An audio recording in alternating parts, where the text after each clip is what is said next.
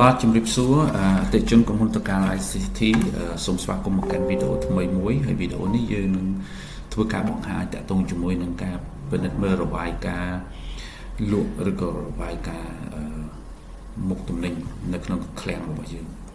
អញ្ចឹងនៅកន្លែងនេះគឺជា module account receivable ប៉ុន្តែអានឹងវាពឹងផ្អែកទៅលើ package ដែលបានបញ្ឆេះទិញ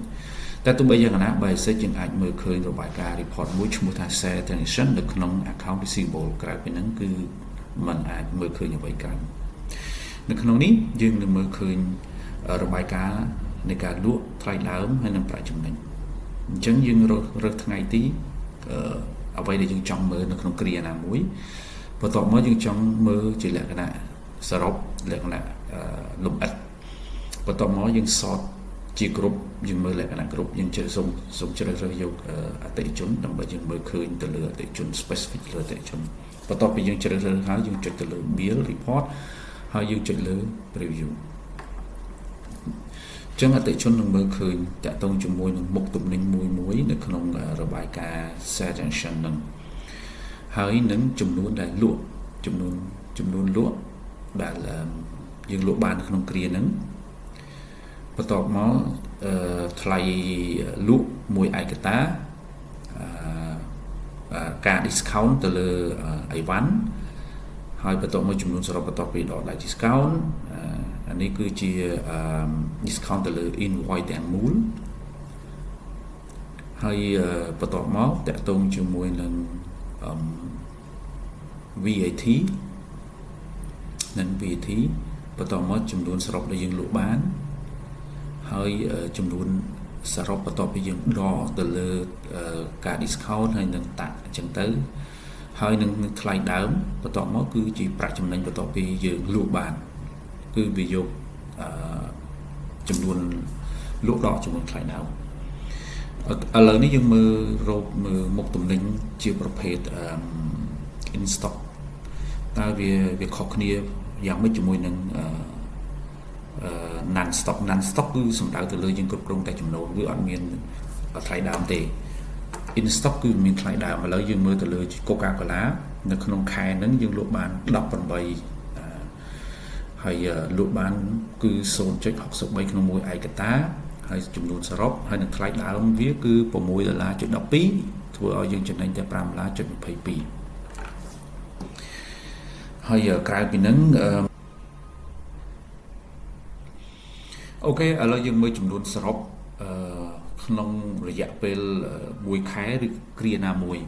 អញ្ចឹងយើងអាចឃើញចំនួនសរុបគឺ$2,061.69ចំណែកថ្លៃដើមគឺតែ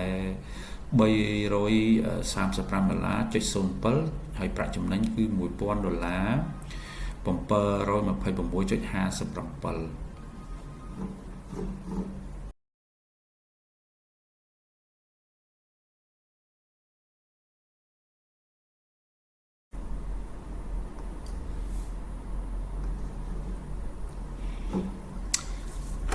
អូខេរបាយការណ៍បន្ទាប់តាក់ទងជាមួយនឹង inventory list អញ្ចឹងនៅក្នុង inventory list ហ្នឹង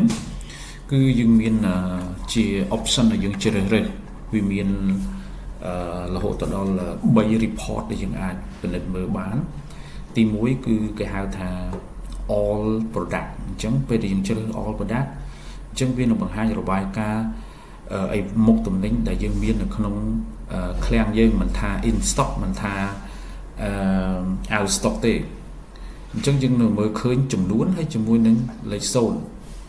មានន័យថាសំដៅថាអីវ៉ាន់អត់មាន stock ទេចំណែកលេខណាដែលមានសំដៅទៅលើអីវ៉ាន់នឹងមាននៅក្នុង stock ហើយយើងអាចមើលឃើញថ្លៃដើមយើងអាចមើលឃើញចំនួនសរុបនៃថ្លៃដើមយើងអាចមើលឃើញតម្លៃលក់ក្នុងមួយឯកតាហើយចំនួនសរុបក្នុងការលក់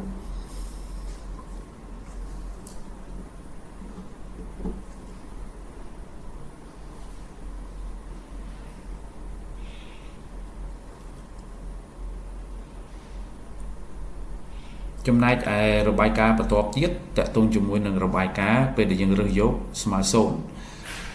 សំដៅទៅលើយើងជ្រើសរើសយករបាយការណ៍អីវ៉ាន់ដែលអស់ stock អញ្ចឹងយើងនឹងមើលឃើញរបាយការណ៍ហ្នឹងគឺ ចំណែកឯ option មួយទៀតគឺជារបាយការណ៍ដែលមាននៅក្នុង stock ធំជាង0សម្រាប់លើមានអញ្ចឹងពេលដែលយើងចុចវាទៅវានឹងវា generate report មួយមកវានឹងបង្ហាញចំនួន stock ជាក់ស្ដែងនៅក្នុងដែលយើងមាននៅក្នុង inventory list ហ្នឹងអញ្ចឹងនៅក្នុងនេះយើងអាចមើលឃើញon hand ហ្នឹងវាសំដៅទៅលើចំនួន quantity ដែលមាននៅក្នុង system របស់យើងហ្នឹង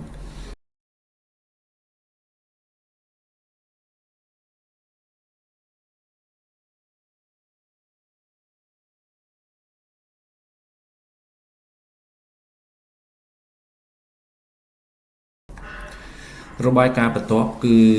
ជារបាយការណ៍ inventory price list គឺជារបាយការណ៍ដែលយើងមើលទៅលើអីវ៉ាន់យើងថ្លៃលក់របស់អីវ៉ាន់យើងអញ្ចឹងយើងមើលតែថ្លៃលក់តែប៉ុណ្ណឹងទេអញ្ចឹងនៅក្នុងនេះវាមាន option ដូចរបាយការណ៍មុនដែរវាមានមួយយើងចង់មើលរបាយការណ៍ដែលមុខទំនិញទាំងអស់ឬក៏มันមាននៅ stock ឬក៏មានអញ្ចឹងឥឡូវយើងឧទាហរណ៍ថាចង់មើលទៅថ្លៃមុខទំនិញដែលមាននៅក្នុង stock អញ្ចឹងយើងអាចមើលឃើញតម្លៃមួយអាវ៉ាន់មួយតើតម្លៃប្រមាណនៅក្នុងមុខទំនិញយើងដែលយើងដាក់លក់អញ្ចឹងទាំងអស់ហ្នឹងគឺជាថ្លៃមុខទំនិញទាំងអស់របាយការណ៍បន្ទាប់តាក់ទងជាមួយនឹង inventory worksheet របាយការណ៍នេះគឺគោលបំណងរបស់យើងគឺចង់ដើម្បីប្រៀបមកប្រៀបធៀបឲ្យរកចំណេញជាក់ស្ដែងជាមួយនឹងប្រៀបធៀបជាមួយនឹង system អញ្ចឹងនៅក្នុងនេះយើងមាន option ឲ្យយើងរើសដូចគ្នាប៉ុន្តែជាធម្មតាយើងរើសយកធំជាង0ហើយដើម្បីយករបាយការណ៍ដែលមាននៅក្នុងឃ្លាំងហ្នឹងដើម្បីផ្ទុកពិនិត្យជាមួយនឹង event ដែលយើងដាក់លក់ជាក់ស្ដែងអញ្ចឹងយើងចុច preview វាទៅយើងអាចឃើញហើយអញ្ចឹងរាល់មុខទំនិញដែលនៅក្នុង system មាននៅខាងឆ្វេងដៃ